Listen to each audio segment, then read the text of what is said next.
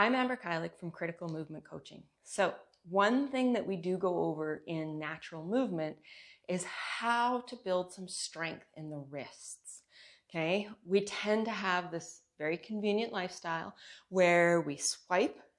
Okay, we swipe up, we swipe down, we use our thumbs a lot. Okay, the heaviest thing we tend to hold is like the milk jug out of the fridge, where we need not to build that flexibility so much, but just have that range of mobility and that stability that can come from our hands in order to bear our weight. So one of the exercises that I do like doing for wrists is getting into that quadruped position, okay? And we're here. Now, typically you'd think, oh, well, I know what she's going to do. She's going to just stretch her wrists out and I'm going to move my body. But what I actually want you to do is control the movement from your hands. So we want the base of support to be through our knuckles, out to the fingertips, then down into the wrist, okay? The heel of the hand. Not so much that we collapse, okay? And you can see how my knuckles lifted up. I want you to move into those knuckles, out to the fingertips, into the heel of the hand. So what you actually have is a bit of an inner arch in the palm of your hand. Now, remember, this is stability, not grippy strength and pushing hard. So if we're here, middle fingers point straight forward. And what I want you to do is move yourself forward, but use your hands to push yourself back.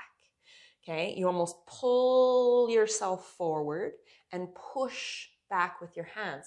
Now, I'm not moving my body over my hands passively. I'm actively pulling with my hands and actively pushing back with the fingertips.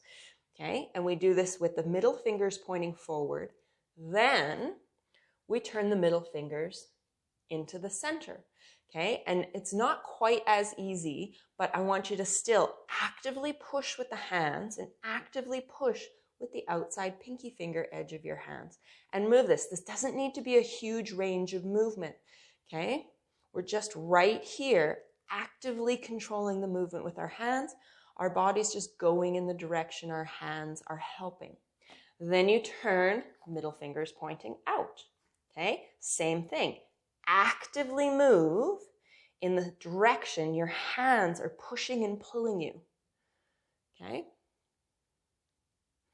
Doesn't need to be huge movement. Now, last direction is pointing those middle fingers straight back. Bring your knees in and take your hands inside your legs. Now, if we had our hands out here, this is a huge range of movement for our wrists.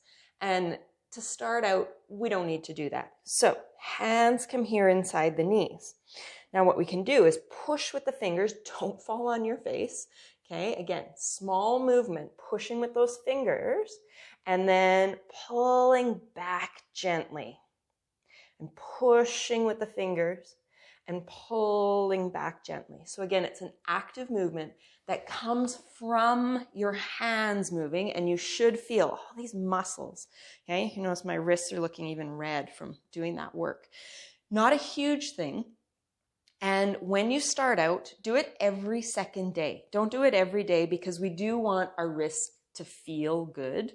We don't want to overdo it and have our wrists be achy for a week. Okay, so every second day, get that movement into your hands and let me know how it goes.